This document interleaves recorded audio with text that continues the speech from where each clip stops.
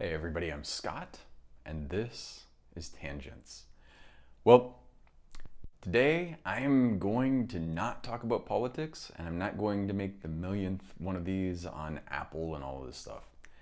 In fact, I'm going to talk about something completely different. Somewhat related to current events, but only tangentially so. So, I got in a discussion yesterday with someone about switching from in-person to online courses. And I have taught both in-person courses and online courses, and I'm gonna exclude things like labs because it's very difficult to do a lab online. I mean, you can do simulations and things, but not the same. I think labs. I'm not gonna say you can't do them online, but they're very difficult to do. I mean, you could almost maybe do it in simulation, like VR or something maybe, but short of that, it's hard.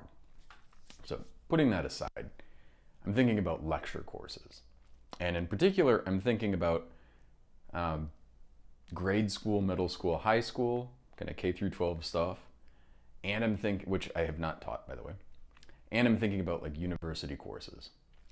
And one of the things that came up in this discussion, it was a bit of a point of contention, is a lot of people seem to think that you can just translate an in-person lecture directly online and have it be equivalent. And I do want to say there are several different versions of this. So one version, the stupid, horrible version, which I have done, is basically that you have a lecture, in-person lecture, and you have a camera crew come in, you're mic'd up, and they just record the lecture, put it online, and then people can take the course. This is terrible. This is, it's bad for the students, it's bad for the instructor, just ended up being a nightmare. I would never, ever do that again, which is odd considering that this is kind of that in a weird way. But the problem with that, and there are several problems, but one of the big problems with it is that when you have students online and they're just watching a recording of a lecture, you're losing so much. I mean, it's an interesting thing. Like, you don't think of a lecture as a discussion, but a lot of it is. I mean, it's a conversation, I would say. A good lecture. There are terrible lectures. I've been in terrible lectures, probably have done some. Those are not very conversational. But a really good lecture is a conversation between the professor and the students, or the teacher and the students. Now, I would say, I'm not even saying that the students necessarily have to talk back to the professor. Just to be clear, this is not a verbal conversation necessarily. Although when it goes well, it is, there's a little bit of back and forth, but it's more nonverbal. And a lot of it is actually nothing at all to do with the kinds of things that are obvious or that you might think of. So I can spend a long time preparing a lecture, and then I go in, and usually the first time or two that you teach something, it's kind of rough, no matter how much prep work you've done, especially if it's a new course. Like my friend Gil and I made a new course. It was basically supercomputing for non-majors, 400 and 500 level course. And the first time we taught it, it was not bad, but there are just some things that you don't know until you do it. And like one of the worst ones was some of the projects that we made. We gave assignments that for us were not like a big deal, not realizing that for the students they would be kind of a nightmare, and they were just ridiculously hard. Well, by my standards, still not that hard. The students found them very hard, and it's an interesting thing when you're a professor. It's that shoe tying thing I always talk about. The first time you learn how to tie your shoes, it's so much harder than now. You don't even look and you just tie them and you're on your way. So that is a big problem. And it was very, like, finding the right level of, like, how do you make a program that's not trivial And especially that's not one that people can just find online, like implementations of, because there are certain problems that just exist, and they're like the common, if you're doing domain decomposition was one of the things that we did. That's like, how do you break up a system to model it and then distribute those parts to various parts of the supercomputer, massively multi-parallel supercomputer, and then recombine them. There are certain problems that people just do all the time, and if you give that assignment, and especially the ones that were in one of the textbooks that we had, any of those assignments, you'd find code online for it. And some of our students not only found it, we discovered through them finding it and using it that the code that was online for some of these things was wrong. Yeah, so that, like the solutions that they posted were wrong. This is a tangent, but very generally, I'm not somebody who tends to, I don't know, I've never valued like rote memorization. I've never valued this idea of like, and this actually connects to flying. There are all of these mnemonics that people try to give you. Tomatoes aflame, for example. And they're things where like each letter represents something. In my opinion, and I maybe this is just me, but in my opinion, people like bust their asses trying to study this way. And then they memorize something, and I guess it kind of works, but you're not really understanding it. You're not really understanding, okay, like for that particular example, what are the flight instruments that you need to fly with legally? The minimal set for visual flight rules. And then you think about it and it's like, well, okay, one way to do it is tomato of flame or tomato aflame or whatever. There are several versions of it, but it's like, which is another odd thing. And each one of these things is like the tachometer, the altimeter, and then, but the thing is, if you just think about it, you can spend your time like busting your ass, memorizing this, not understanding it. And if you don't understand it, it's really easy to miss something or to make an error. This is not the way to learn. This is a way to learn, but it's very inefficient. And when you study that way, first off, you're not gonna own it. You're not gonna, as soon as the class is over, take that test and it's gone, poof. Maybe you have a really good memory, but for the most part, people will forget this stuff. This is why people who study calculus, for example, or they study some kind of science thing and they study it in this way, 10 years later don't remember how to do it. If you actually understand how calculus works, you own it. And I always think of, when I was an undergrad, I took abstract algebra, which is very different from regular algebra. But abstract algebra, it's a lot of proofs, and you're talking about like different things that they're called fields and groups, and abelian versus non. Things that all of those terms probably either you totally know what they are or they mean nothing to you. But the basic idea is that you take things with some of the relationships that you're used to from math, like addition, multiplication, and some of these properties, and then you kind of generalize them. The real numbers that you're used to, or integers, are special cases of fields and groups under multiplication, addition. And these things are kind of more general cases. Those are special cases, but you're understanding this bigger picture. And all of that is just to say that my professor, who was also my general relativity / differential geometry and topology professor later on, years later, he gave us this analogy, which I loved. And he was like, well, yeah, okay, you could be, he's in the class and saying like, you could, I think this was the first day, but he's like, you could memorize these proofs, and first off, it's going to take forever. It's going to be a really fucking hard thing. Second, you have to memorize like 1,000 variations of stuff. It's so much material you have to just memorize. Finally, you don't own it. You don't understand it. What he suggested doing, and what I suggest doing, is to take some seeds with you. There are some things that you do have to memorize. You don't necessarily have to. You could do, I taught physics a bunch of times. That's my PhD, and so I did it as a grad student. I taught it, and then later on I taught it after I got my PhD. But when you teach it, very often you let people take a sheet of notes in. I always took these classes and I would pretty much never bring a sheet of notes because I knew for this stuff, maybe I'd memorize a few formulas, but for the most part, don't even have to do that. And if you really understand stuff, I mean, this is the thing. If you really understand it, most of those formulas are just manipulations of the fundamental stuff. Like there's a simple thing, and if you understand that simple thing, you can recreate all of that stuff and stuff that you didn't even think of. So you go into the class, you say, okay, well, you can make a sheet of notes. Often the teacher will be, or the prof will say like one-sided. Some of them will say two, full sheet, whatever.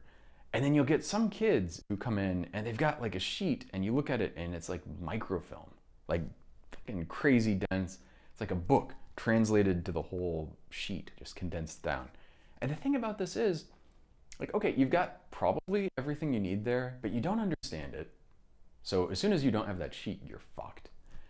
You probably can't, unless you have a really good indexing system or you have a lot of practice, finding that little grain of sand in that beach, it's going to be hard. If instead you memorize the very tiniest bit, this is another nice thing about bringing seeds. The seeds are memorizable. You don't have to retain like all of this bullshit. You know the fundamental little bits, and then once you have those seeds, you can just plant them and water them and grow them, and you can get that whole garden of all of those things. And because you own it, you can do things that, it's a totally, and this is, if I'm doing a test, if I'm like creating the test, I like to give something where it's a little twist on what you've seen. So if you've memorized and you've taken all of the problems in the book, and then I do a little curveball, and I'm not doing it like to trick people, I'm just doing it to make sure people understand and aren't just memorizing stuff. If you understand it, the curveball is not a curveball. It's just another application of planting your seeds, watering them, and growing them. If you just memorized how to do exactly what was in the book, you have this brittle construct that will fall apart as soon as you do anything that's a little bit different. And you'll have like 10 things that are just slight variations on the original. And if you don't understand how to get there, you're fucked. And I think this is one of the big sources actually of test anxiety. Because people, they try to memorize all this stuff. They try to use all of these sort of cheats, essentially. And all they're doing is cheating themselves out of actually learning and owning the material. So this is a thing, but it's something that drives me nuts. And it's something that I'm feeling a lot, because there's a lot of stuff, in order to do the private pilot written exam, there's a lot of stuff I have to memorize. Or remember. I shouldn't say memorize, but remember. And part of it is actually, it's a lot of it is open book kind of stuff.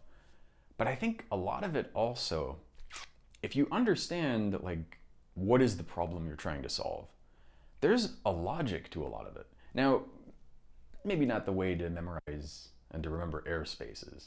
Like what are the visibility requirements in a class echo airspace? And okay, maybe that one actually requires a little bit more. Although I was just watching it. One of the reasons I'm thinking about this just happened on a YouTube video of a guy who was explaining this really beautiful way of basically taking these seeds.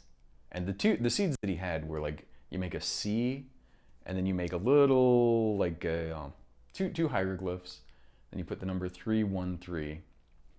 And then from that, he could basically recreate, if you just put that down, that's your seed, and you know the path, then he could recreate all of the airspace visibility requirements, just, de novo, essentially. If you know, like, okay, I'm flying VFR, what do I need to know? Why, don't remember tomatoes aflame or something. Maybe if that helps you, I guess, but don't remember that. Remember, okay, I need to know my altitude. So you probably need an altimeter. I need to know this, I need to know that. To me, much more useful. And also, like, yeah, it's kind of crazy to me, like all this memorization. Like you see people panicking and freaking out. And I think a lot of why they're freaking out is because they're trying to swallow the ocean instead of remembering just, all you need is that little pouch of seeds and to know how to garden. And once you know how to garden that stuff and you know how to, I've grown this kind of plant before, I know how to do it. I've done that a few times. I'm really good at it. And now you've got it. And once you have that, you won't memorize calculus and just be able to do it in the class.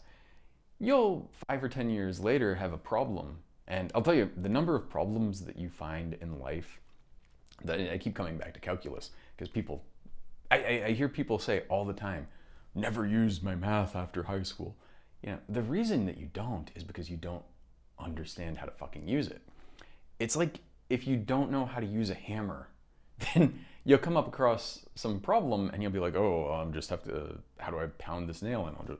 If you don't know how to use the tools, then you'll see all these problems and you won't even know there's a tool to do it. You'll just do some stupid ass roundabout way, or you won't even solve the problem. You'll just kind of guess, which is a terrible, terrible solution. So rolling back to the online classes thing, the best online classes, the best version is like it's a weird book, but the Diamond Age.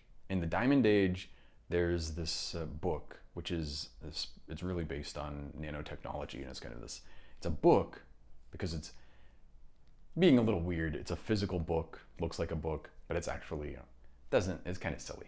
But the important thing is it's not really, but it's meant to be an artificially intelligent system that acts as a personal mentor.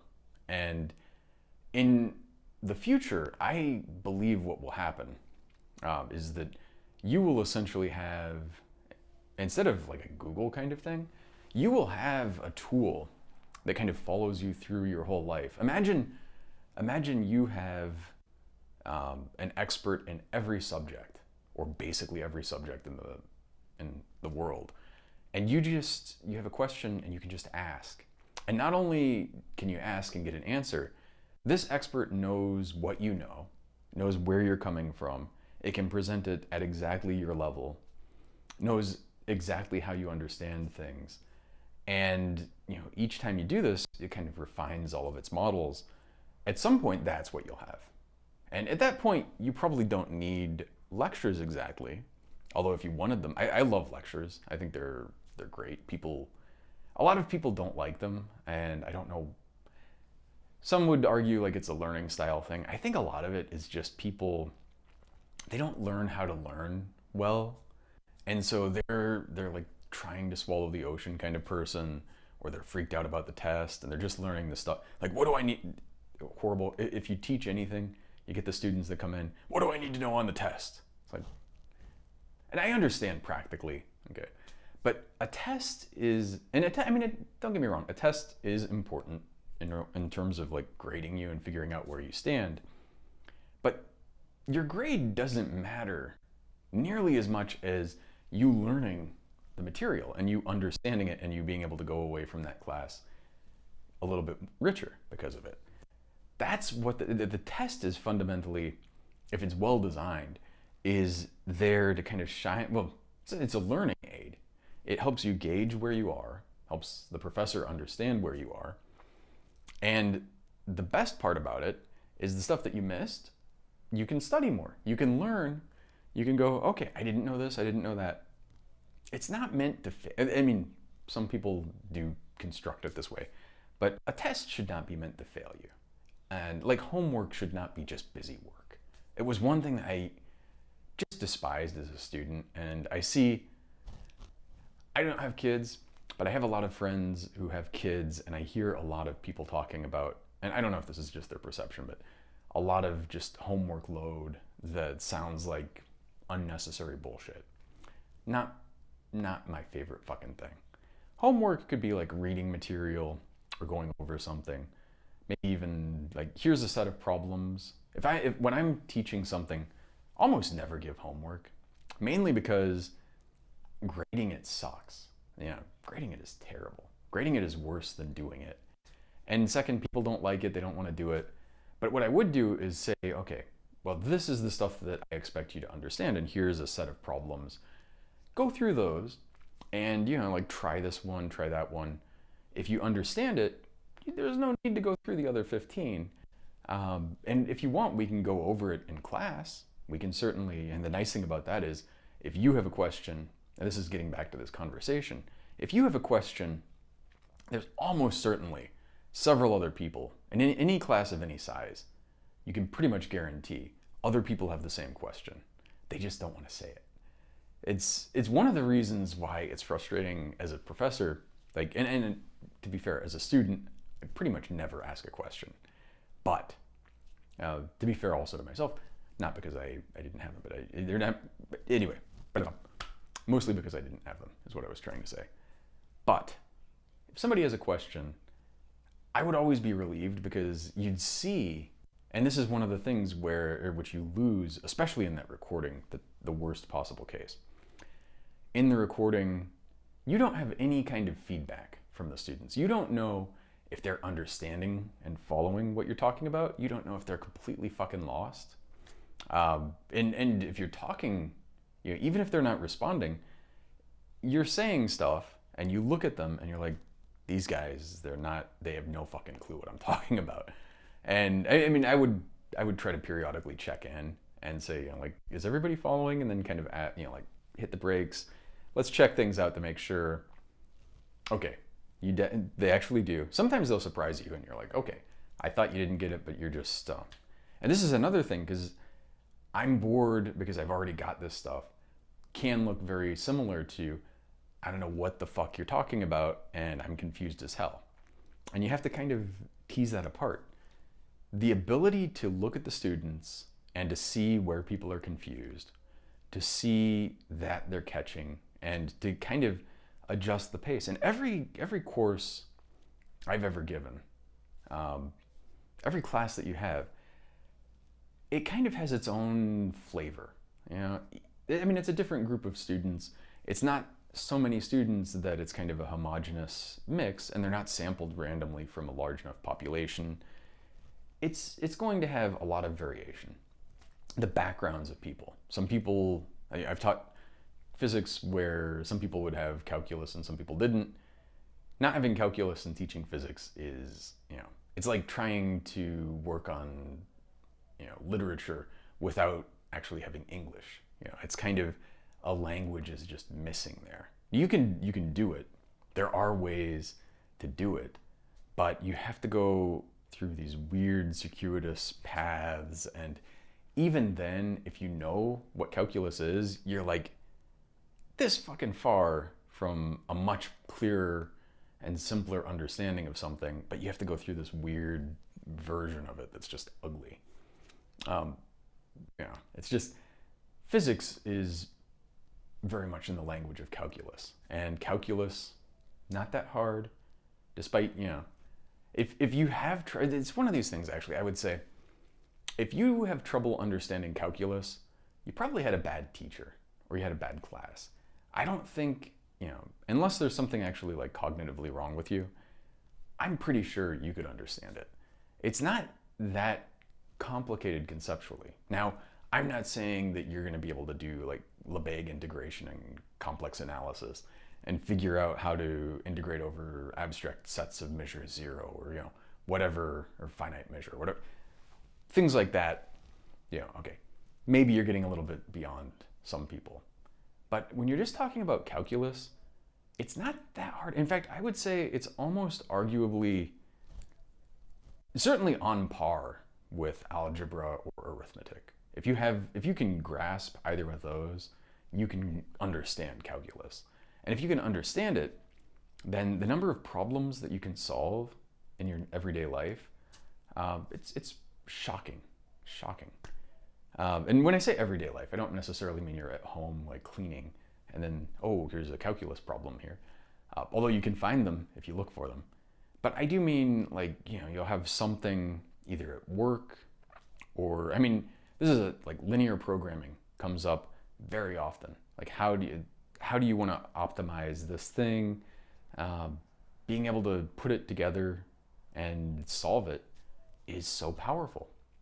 And if you have that, you own it. If you don't have it, you're like, I don't know, I'm going to kind of just wing it and guess. Certainly going to guess wrong. But anyway, worst lecture is pretty much this. I have no idea while you're listening to this if you're following me, if I'm boring you, if you're like riveted at the edge of your seats. And I don't know, I can't see you, so I don't know what the distribution is too. So it could be like one person, and it's the hardest thing when you have an in-person lecture is you'll have the one person who's like, got it, and they're like, come on, move on. And then you have the other 20 people who are like, I don't know what the fuck is going on. It doesn't even make sense. How do you adjust for that? And then getting to that future thing where you just have your own personal synthetic mentor, artificial mentor. But until we have that, the better kind of online course that I've seen is something kind of in between. It's recordings, but also, like essentially something where you're kind of self-guided. The recordings are shorter, generally. Not necessarily, but generally shorter. And you're able to kind of say, okay, I've got this, or tell me more about this, or I've got the minimum that I need and that's all I want. And then you have somebody else who's like, I know that I don't need this stuff to get this class, but I want to know more about that. And having this ability to take the paths. Imagine that you had a lecture where all of and this is totally doable with today's technology. It's not that big of a deal even. You record the lecture, and especially if you've prepared the lecture really well. And I've gone down, like I've got the maximal lecture, and all of the variations, all of the branches that make sense, all of the questions people might have, I've answered. And then you take all of those bits and you assemble them in a system where the student can kind of pick their path. If you're someone like me and you love the tangents, listen to the fucking tangents. If you're someone who hates them and they're out there and hopefully you're not watching, if you're watching this and you're somebody who hates people going off on tangents, obviously you're watching the wrong thing. But if you're one of the people that likes tangents, you go through the tangents. If you don't, just don't. You could just forego it. You could get this would be the kind of online course that I think would be better. Now, preparing for that is radically different and a completely different mindset than just recording your lecture. It's not quite to the fully, like, you've got your own mentor, your own tutor, but it's getting close to that. It's kind of, the cool thing about it is actually, it's like, in terms of the technology that you need, the personal mentor thing, it's pretty advanced artificial intelligence. The lots of paths and just really well put together video that lets you go on different, take different channels. That's pretty easy. It's just a matter kind of coding, and more than even coding, it's just kind of putting the stuff together, editing it. It's a lot of production work. It's a lot of upfront work. And the cool thing about it, if it's done well, but also the painful thing, is somebody has a question that you haven't answered, or they have a path they want to take that you haven't taken, you can go back, add that in, and now anyone in the future who wants that path or who has that question gets it. If you go back and you're like, I didn't really explain this very well, you can go back and sub that out for a new version of it that's much better. Or you can, now you even have two versions, and you could say, okay, this is the better version for most people, but there are some people who might find this one better. Or you watch this one, and if you still don't get it, then you can watch the other one, and so on. And that's pretty good. Then in the middle, and this is sort of where a lot of people are today, you have this sort of Zoom thing.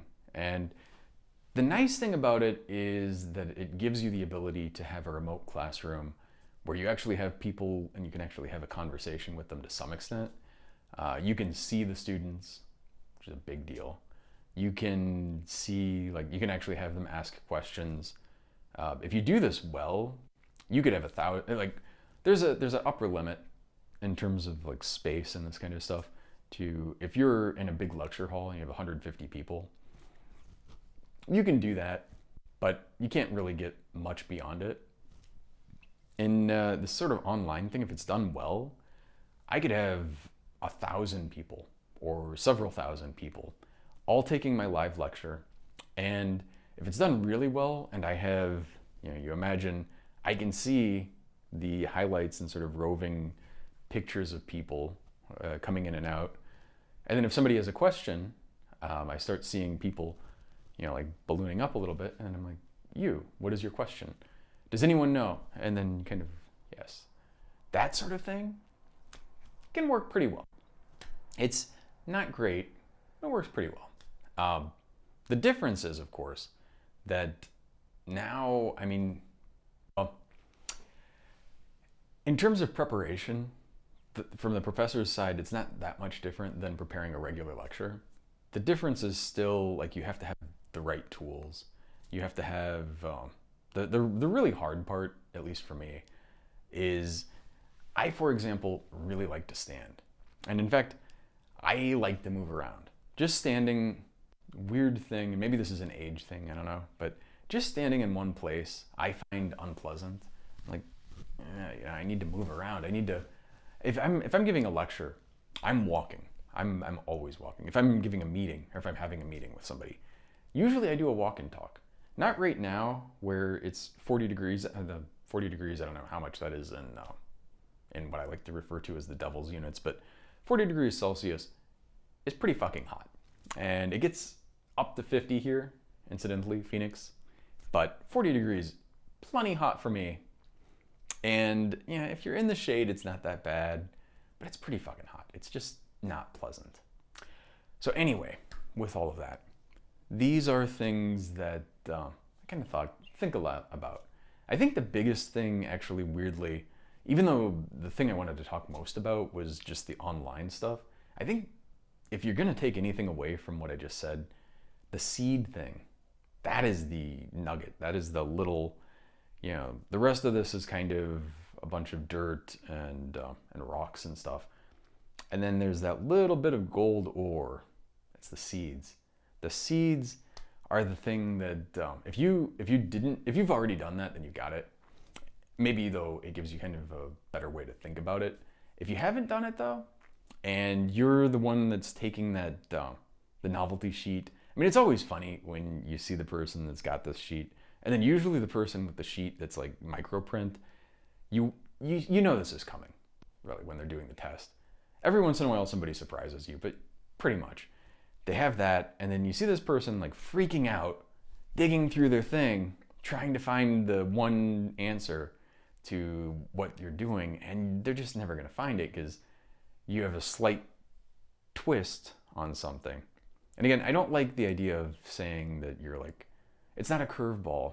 It's just, instead of going through this path or this path, you've taken a different path. They're all equivalent paths. And if you understand it, going through all of these paths works just as well.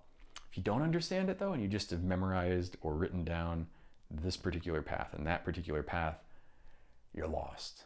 You're totally lost. So take that, learn just to find the seeds and cultivate them. And I think really this is something, especially in education, but in general in life, if you're learning stuff, find the seeds, learn how to grow them. Don't just memorize shit. And also, like, if you're teaching something, if you're teaching people stuff and they have to memorize it, I don't know. I mean, I don't know that memory is necessarily even that, I mean, don't get me wrong, it's very useful. Being able to remember the Battle of Hastings was in 1066 or something like, just pull some random dates and names and shit out of your ass. It's useful. And if you have a brain, I mean, this is part of the thing.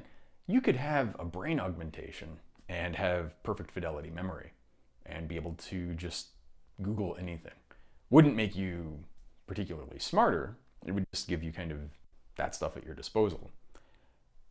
But if you understand it, it's a very different and much more powerful and frankly easier thing. This is one of the reasons, I think this will be the last thing that I say, but whenever I would take a lecture, I would usually sit in the lecture and I'd pay attention. This is the most important thing if you're taking a lecture. Pay attention and think about what they're saying. Don't have this thing where you're like panicked and you're like, I gotta memorize this, I gotta memorize that, what's gonna be on the test. You think like that, you're gonna be fucked. Relax, pay attention, hopefully enjoy yourself, and when there are little things, maybe jot them down. And the important thing about jotting down the notes, I would never, pretty much never look at my notes. But if I wrote something down, the act of writing it down highlighted it in my mind and sort of cemented it there more. It's kind of, and it doesn't work for me. Everybody's different. But I've tried it with a keyboard. I've tried it on a tablet. I don't know what it is.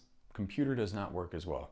Writing it down on paper just works for me much better. Typing it, writing it on a tablet, it's kind of works.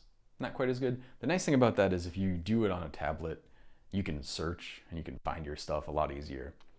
And you can keep all of your notes forever. Typing it never has helped me. A lot of people would also I need to see give me the slides. I need the slides for the lecture. And then they'll get the slides and they'll have the slides on and it's I almost think that giving somebody the slides for the presentation is counterproductive. Maybe it's useful if you could just plunk that down in your notes and draw a little bit. But in general, I think it's more confusing and distracting. I would offer it to people when they wanted it, but I usually don't use slides anymore also because doing slides well takes a lot of prep. But also, and this is the important thing, I find that if you have the slide, what's on the slide is not as easy to pay attention to or memorize or focus on the right stuff. It's nice for pictures or something that you can't draw. But if you're sitting there and you're like, okay, and here's the formula, whatever you're writing, when you're doing that, much better, and the pacing is much better. Versus the slide, you could have all of this text, and you can, even if I have the text appear, or even fade in as if I was writing it, it doesn't click as well. At least, again, everybody's different. But from my perspective, having gone through many classes, it doesn't get in there as well as when it's written, which is one of the reasons why, and also the biggest thing for me, and again, if you are this artificially intelligent tutor, you can sit there and create your visual aids in real time faster than the person is thinking, because if you can be that smart, you can be much smarter than a person, much faster. And so now you've got your slides, and the slides are just exactly what you need when you need them. But if you're a human or you don't have an interface to generate that kind of stuff, you're in your lecture and then you're like, well, shit, this is my slide, but now I want to talk about something that is a little different, or somebody asks a question and you're like, you're right, actually, in this case, and then you want to change it. It's very brittle. It's not, it doesn't give you that much ability to sort of ebb and flow. And that again gets to a good online or in-person lecture, ebbs and flows. It's a conversation again. It's something where, the ability, and the conversation is an ongoing thing. It's not just one instance of a conversation. You have the same students, the same professor, and the professor kind of starts knowing the students start learning the professor's style. People ask questions, and now from that, and it's oh, okay, last week we did this quiz, last month we did this test. Now I know what you know. I know what you don't know. I know where you're kind of fuzzy. I know what is solid, and we don't even need to touch again. It's so useful. It's so useful. It's having that multi-hit thing where you just keep coming back. It's very, very good. I do think there's also a utility to having it be, I have to say, now maybe this is just because it's how I learned.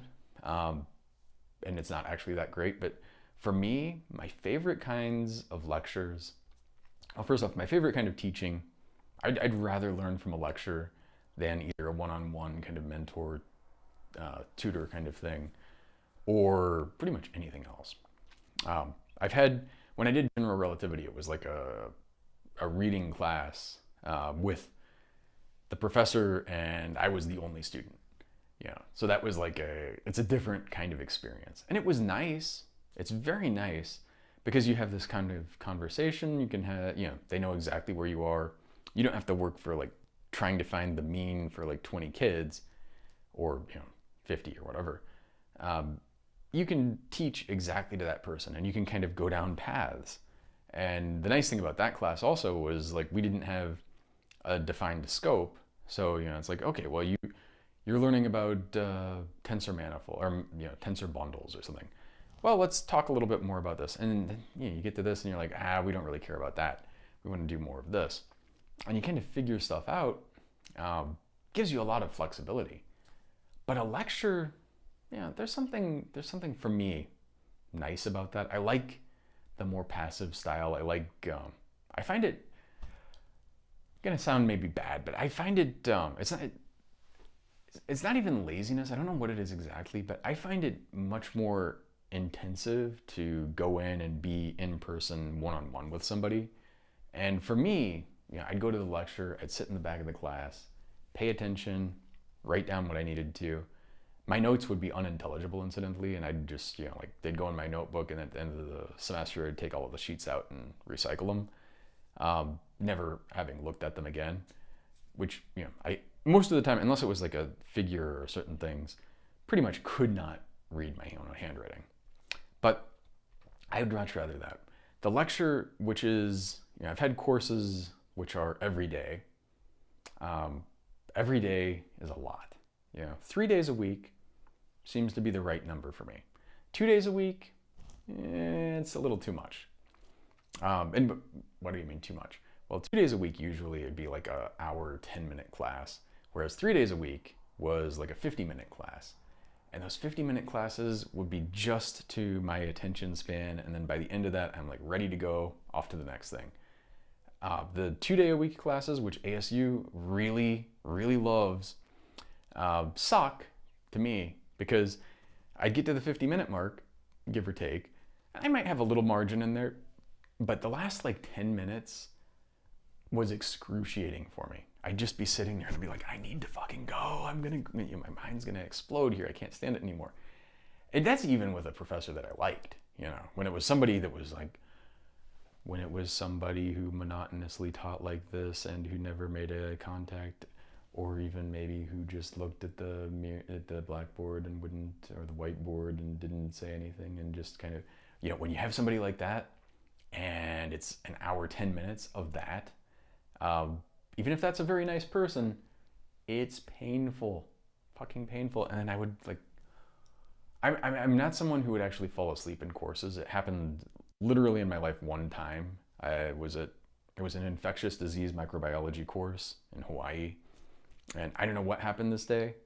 It was like around lunchtime, and the lecture wasn't particularly boring or anything. It was just like, I don't know. At the time I used to get like 8 hours of sleep, which now seems, like a dream. But I like, maybe I didn't sleep well that day. Maybe I was a little off. Whatever it was, this one day, I didn't fall asleep, but I was like, that thing where you're like almost asleep and then you catch yourself. And it was a little scary because it's not something that happens to me. I am usually like focused, and if I need to be, I'm able to do that. But anyway, thank you very much for listening as always. I enjoyed this one. I love the fact that I wasn't talking about some of this other bullshit that I'm always talking about. I will say this, one thing, I'm not a fan of Biden. I don't think it goes well. I really fucking hope that Trump just fades into oblivion here. And I don't know. I despise, like, the situation that we're in is so fucked. And part of the thing that makes it fucked is just that it's like we have this opportunity, because things are so obviously, so like certain things need to change. I think it's obvious. And I think the directions are also kind of obvious. And the people who will, like, we have two options. One of those two options is like part of the reason that the other one that's even worse is there in the first place. Fucking great. We need universal health care. You know, it's so fucking obvious. Every other developed country in the world, every one of our peer countries has some form of this, or at least they have something that keeps you from having medical bankruptcy and from all of these other horrible things that we have. And yet, you know, just more of the same, more of this bullshit privatization, more of this, you know, like private insurance companies and like, the problem with the ACA, with Romneycare, is that we didn't do it enough, right? It's not that it sucks. It's not that it's just fundamentally a dumb way of doing it. It's not that fundamentally certain things are better run by government. You know, shocker. There are certain things where the profit motive is not productive, and it's not even, it doesn't give you a better experience or outcome or anything. It just makes certain people richer, you know. And actually this will be literally the last thing that I say, but in general aviation, or aviation in general, it made sense, don't worry about it. In aviation in general, the FAA, and in particular air traffic control, there's this big push, and there has been for decades, to privatize it. And I gotta tell you, like, first off, somebody pointed this out yesterday, and it's fucking true, would not exist in this utopian fantasy of, you know, like everything is private and we're just, you know, there's just not a way to make it work. And so, you know, so if you think about that anarcho-capitalist bullshit thing, it wouldn't exist. But the same fucking people who would make a system where you wouldn't even have this beautiful gem want to steal it. They want to take this thing that they couldn't have made and wouldn't have made, and it's this public good that's actually pretty good. It's amazing, actually, like air traffic control, the fact that it works. You know, you can fly a plane and you enter somebody's airspace. Well, you're entering somebody's airspace. You can call in and say, you know, I need a VFR flight following, or, you know, I'm coming in for a landing or whatever. You get permission. You have somebody who's watching you on radar and taking care of all this stuff. It's fucking awesome. It's great. And then you have these assholes trying to privatize it. It's just so fucked. Like, so. And then all they're doing fundamentally, as far as I'm concerned, is just trying to plunder. And not as far as I'm concerned. Fuck that. Literally all they're doing is that there's this thing where there's a bunch of money, and it's public money, and they want to steal it. They want to get in there and rip it off. They don't really care about doing it well or any better. They don't care about, you know, they don't even care, actually, this is part of the lie. It's not that they want to run it as a business and do it well. They just want to bleed it. Like the people who get into National Health, NHS in the UK, the fucking Tories, they just want to bleed that fucking shit dry. They don't want to make it better. They don't want to do this or that. Or, you know, they just want to say, they're like, oh shit, there's a lot of money there. It'd be really nice if I could get, you know, my fangs into that and, you know, like slurp up some. But enough of that. Hopefully we'll do more of this luxury kind of thing and less, or, you know, like conversation that has nothing to do with any of that, because it's so fucking non-productive. But now I really do have to go, actually, too. So thank you again. Zaijian.